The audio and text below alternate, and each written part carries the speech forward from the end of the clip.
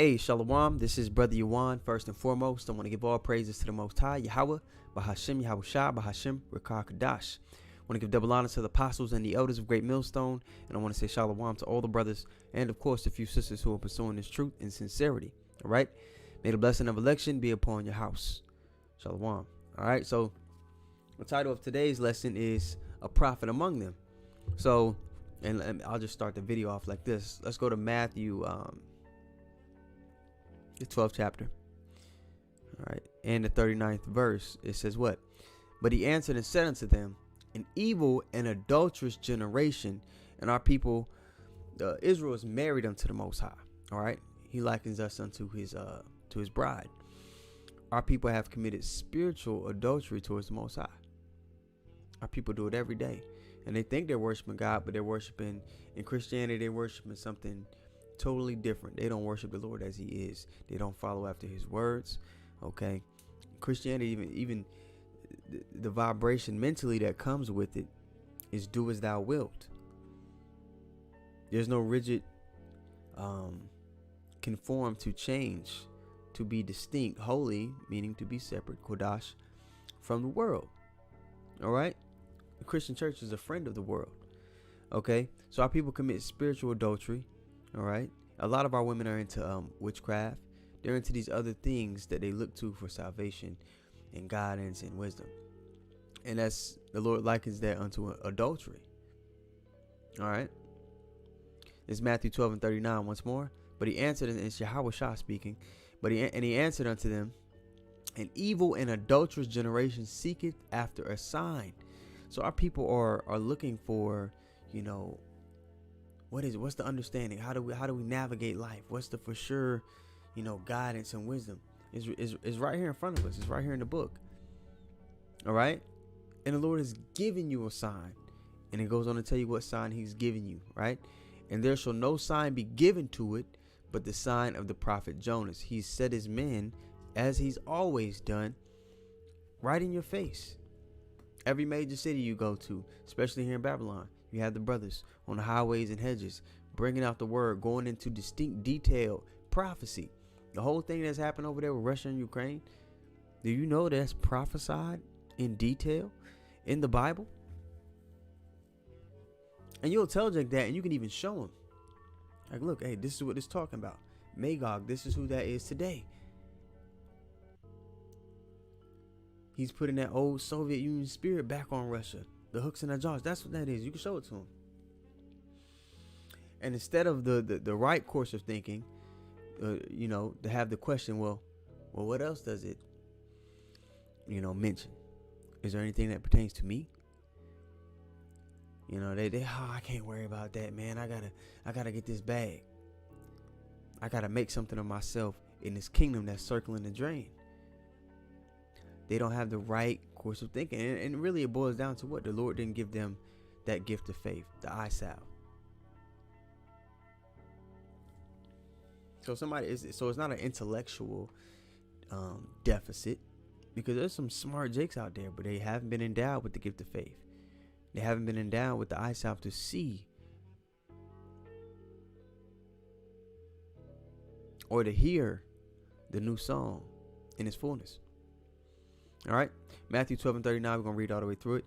But he answered and said unto them, an evil and adulterous generation seeketh after a sign, and there shall no sign be given to it, but the sign of the prophet Jonas. Now let's go to, just to double down on that, let's go to Romans 11 and 7. Because there's going to be a portion of our people that do hearken unto the Lord's words, who are able to comprehend the prophecies and see them, and it resonates with their spirit. But it's a small portion.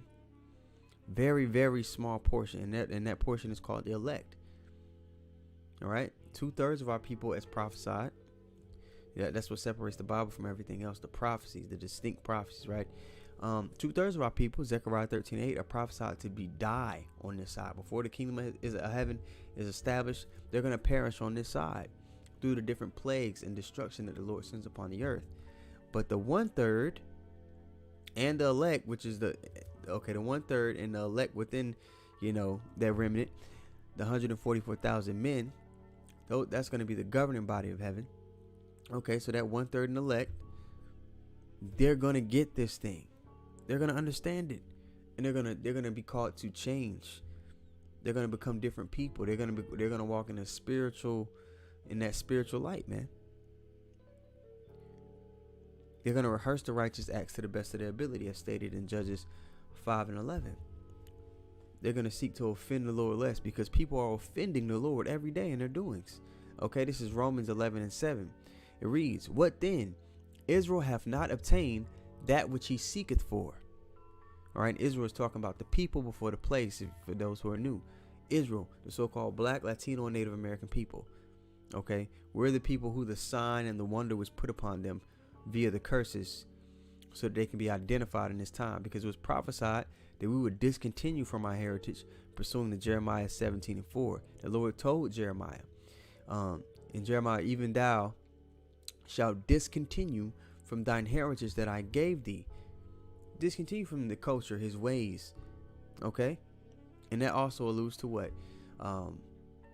Reincarnation, which is in the Bible as well. People don't understand how life and death works in the Christian church, in Christianity, in the world. Okay, because Jeremiah died knowing he was Israelite. Is the Lord a liar? No. When he came back generations later, he would be discontinued from his heritage, and that happened when we were brought over here into the Americas, man. Our heritage, we were completely cut off from it. Another language was forced on us. It was beaten out of us. They gave you the Bible, but they took particular passages out of it. They gave you a doctrine with that Bible. They set a pastor up and said, "Hey, boy, say this."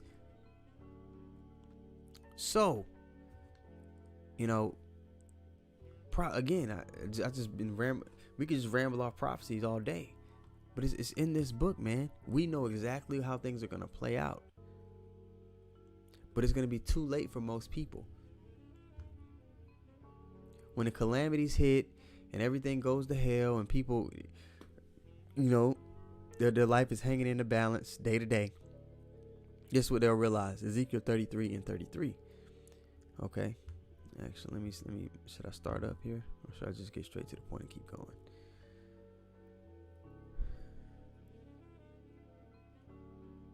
We'll start at 30. Okay, Ezekiel 33:30. It says, "Also, the son of man, the children of thy people still are talking against thee by the walls and in the doors of the houses, and speak one to another, everyone to his brother, saying, Come, I pray you, and hear what is the word that cometh forth from the Lord." So you got a lot of jakes who listen, man. They like hearing, you know, the prophets bring stuff out. They like seeing people get cut, and they be like, "Oh." They click on the videos with the most exciting thumbnails, right? "Come, I pray you, and hear what is the word that cometh forth from the Lord. And they come unto these as a people cometh, and they sit before thee as my people, and they hear thy words, but they will not do them." In the scriptures in James 1:20, let me go get it really quick. Let me pull it up here. I'll just get it in the Bible right here. James.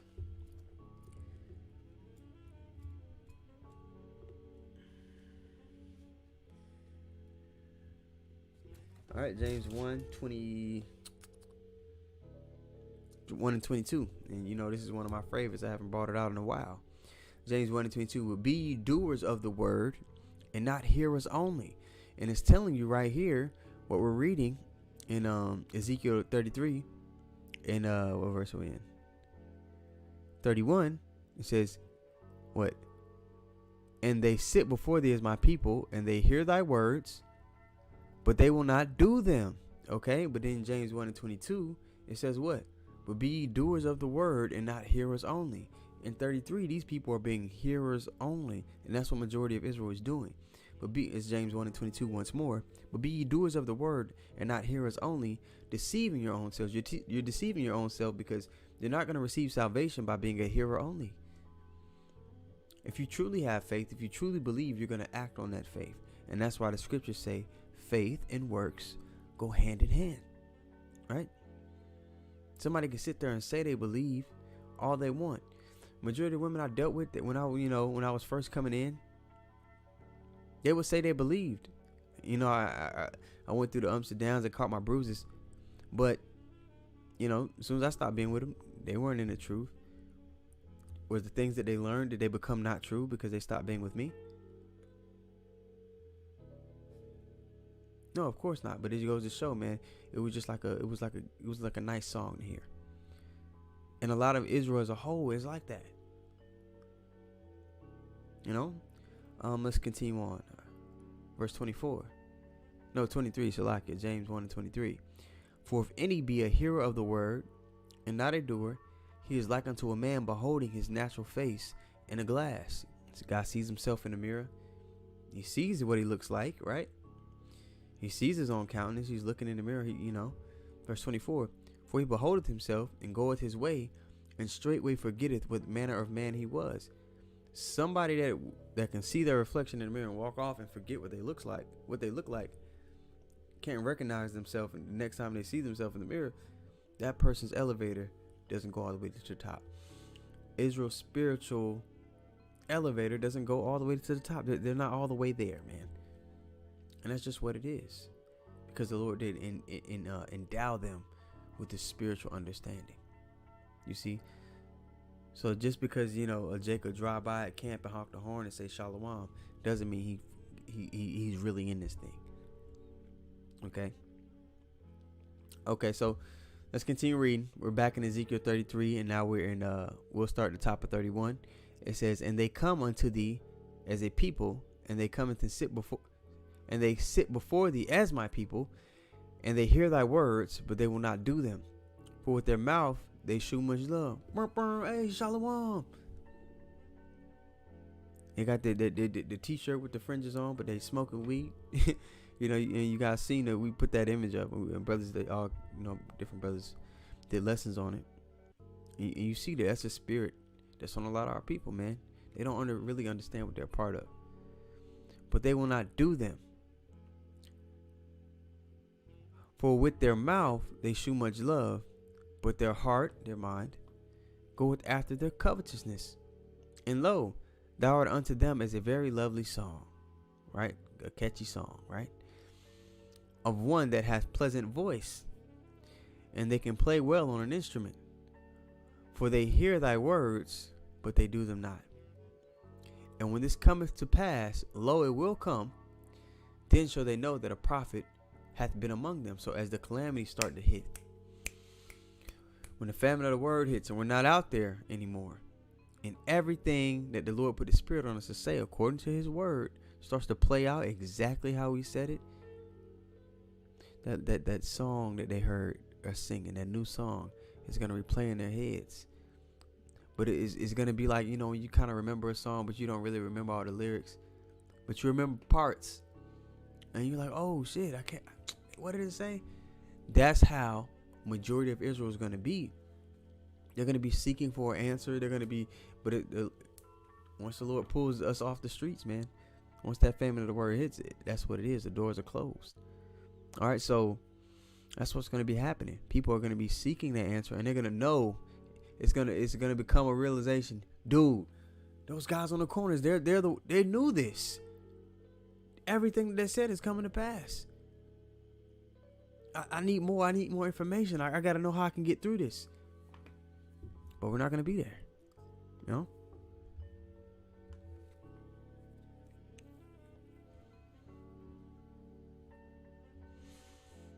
All right, let's go to Jeremiah,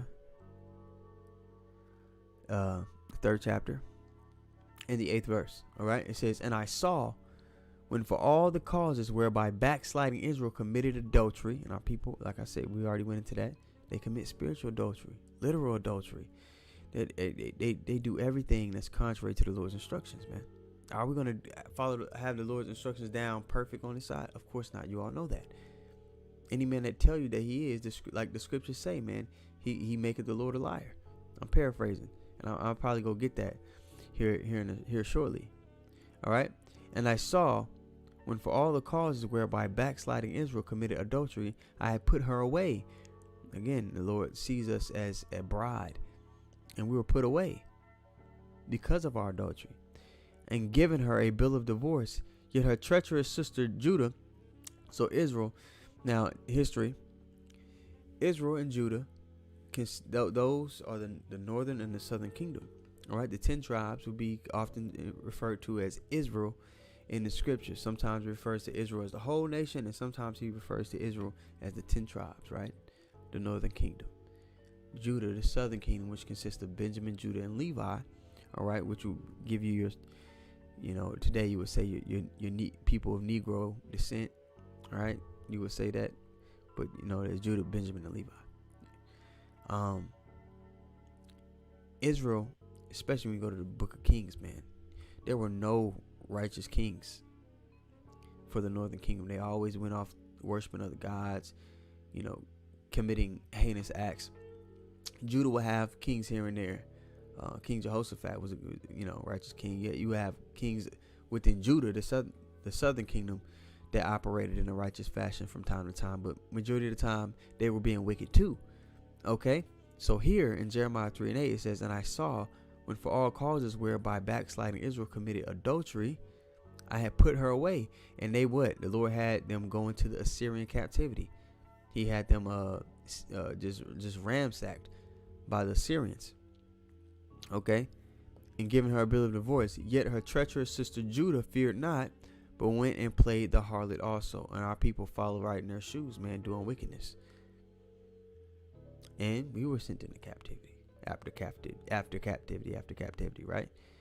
So right now, the Lord is pleading with you this one last time to repent, to walk uprightly.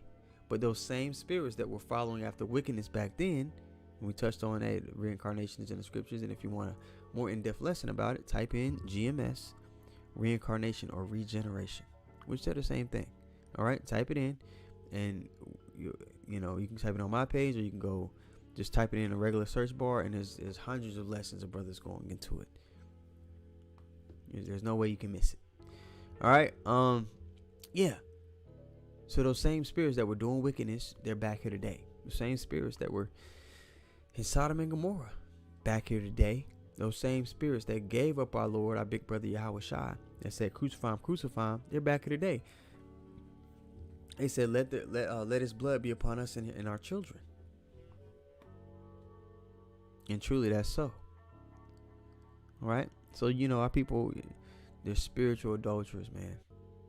And the Lord don't play that. All right. 2 Corinthians 11:2. Let's go there. It says, For I am jealous over you with a godly jealousy. For I have espoused you to one husband, that I may present you as a chaste virgin to Yahweh Shai Mashiach, to the anointed, to his son. Now, our people, they're not virgins. They've taken unto themselves all these different women. And when I say women, I use it in the biblical sense. It uses in Revelation when it says these were not defiled with women in Revelation 14. Okay. Our people are gone with all these different philosophies and ways that are contrary to the Lord's way, thus committing spiritual adultery, and thus they're not virgins. There's only a remnant of our people. Like I said, the Lord gives us a ratio. It's not going to be a lot of people that will be considered virgins in the end. All right, you go to let's go to it. Let's go get Second Esdras. Second Esdras, the 9th chapter. All right, and the 15th verse.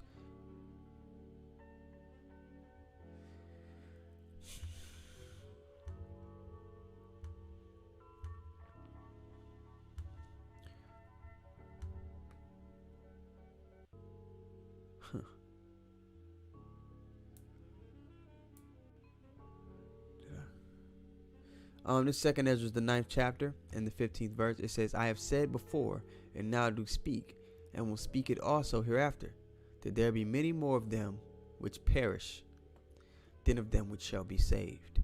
All right. Like as a wave is greater than a drop. Now I say this all the time. A wave could flood a coastline, could completely decimate a city, could flood the cities and bring everything to an abrupt halt. But a drop of rain could fall from the sky and nobody will notice it happen. This is the ratio that the Lord has given us here. All right. During Noah's time, he killed everyone, saved 8 people during the flood. When he burned Sodom and Gomorrah to a crisp, he saved Lot and his 2 daughters. The Lord has never dealt with the big numbers when it comes to salvation and deliverance. Okay? So in this time, man, it's not going to be like everybody who says they believe or has fringes on their t-shirts, or comes and watches videos from time to time. It doesn't mean they're going to be delivered, man. Those who are acting upon that gift of faith, those are the ones with the shot to be delivered. Like the scriptures say, man. I believe, is it in 1 Peter? Let me go get it.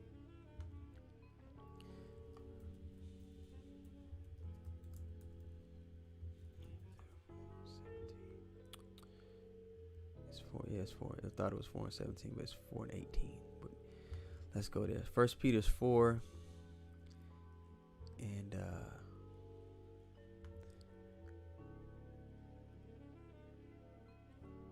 we'll start at 17. All right, 1 Peter 4:17. For the time has come that judgment must begin at the house of God. All right, so those who know, those who are in the know. And if it first begin at us, what shall be the end of them that obey not the gospel? They don't have a shot in hell. Those who are not even trying don't even have a shot. They're not even going to get the chance. Verse 18. And if the righteous scarcely be saved, meaning by the skin of their teeth, those who are doing this thing to the best of their ability, on fire for the Lord. And if the righteous scarcely be saved, where shall the ungodly and the sinner appear? They not. In short. Wherefore let them that suffer according to the will of God commit the keeping of their souls to him in well doing, as unto the faithful Creator. All right. So yeah, man, this this thing requires you to change to have success. You got to put off that old man. Elder Yahshua did a powerful lesson. I don't know if he made it today or if he made it yesterday, but I'm probably just gonna download it and re-upload it or share it. Man, yeah, you gotta. I can't. You just gotta listen to it for yourself. Powerful lesson. All right, and I'll share it or either put it or re-upload it. Maybe both. All right. Now let's go to James 4:1. We'll start there. James 4:1. All right. It says, "From whence come wars and fightings among you?" All right. Where's all this strife? What's the source of all this strife? Come they not hence, even of your lust that war in your members? People are fighting with carnal desires, which manifest in confrontation, discord, and wickedness. Ye lust and have not, ye kill. And desire to have and cannot obtain, ye fight and war. Yet ye have not, because ye ask not. If you just seek the Lord and you seek His face and you're praying to Him for particular things, the Lord will give you the things that the desires of your heart. Especially if you're ready for Him. If you're not, sometimes majority of the time He's not gonna give you something that you're not ready to have. Sometimes He'll give a person what they want, so to destroy them, or to show them like, you see, this is not something that you need or you should want. Now that you have it, you see it ain't what you thought it was. Or He'll let somebody have something to destroy them, man, because they just wicked off rip. We serve a power of judgment. We got to keep that in mind too, which is why it's so important to fear Him. All right, James 4:4. Ye adulterers and adulteresses, know ye not that the friendship of the world is enmity with God? Whosoever therefore will be a friend of the world is the enemy of God. So coming into this walk, nothing about you should the longer you're in this walk and the more you pursue the Lord, the less and less you should resemble things of the world, the ways of the world. It should be something strikingly noticeable about you when people come, when they get the opportunity to be in your presence for an extended period of time. They should be like, whoa, this dude, he doesn't move like just any guy. He has a code. He has a code. We have a code, man. And it's crazy. The world hates us for having a code that we live by. they hate us for being honorable unto our Lord. Ain't that crazy? But hey, wickedness will hate righteousness, and righteousness will hate wickedness. There's no in between. Okay. Continuing on. Now let's jump down.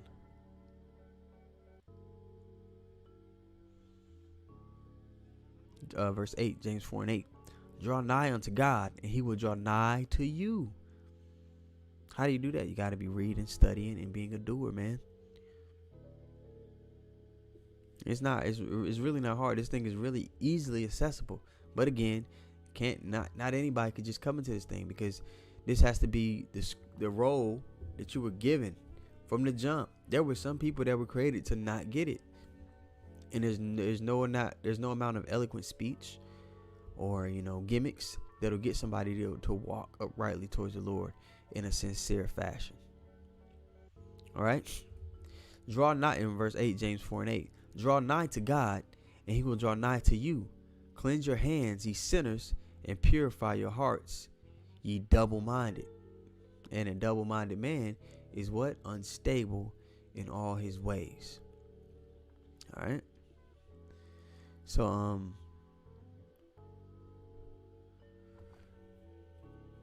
let's go. I'm gonna read this last one, and then that'll be it. This 2 Corinthians 5:17. All right, it reads, therefore, if any man be in the anointed, in the Mashiach, right, he is a new creature. And to become a new creature, you have to put off the old. Old things are passed away. This thing requires you to change. Elder Nasser Zakbar said something when I was in Myrtle Beach maybe about a year ago. He said, what makes you guys think that the men of the Lord have to give up all their old ways, all their old habits, and you get to come in this thing and be the same nigga you were in the world, just with an Israelite twist? You get to keep your bullshit, but he calls his men, those of the elect, they have to drop everything, but you get to keep your shit. No, man, you got to change. You got to become a new creature. Therefore, if any man, and we're 2 Corinthians 5:17. Therefore, if any man be in the anointed, he is a new creature. Old things are passed away. Behold, all things are become new. All right, man. So with that being said, I want to give all praises once more to Yahweh, Bahashim Yahushua, Bahashim Rakakadash. I want to give double honors to the apostles and the elders of Great Millstone. And I want to say shalom to all the brothers and, of course, the few sisters who are pursuing this truth in sincerity. All right. May the blessing of election be upon your house. Shalom.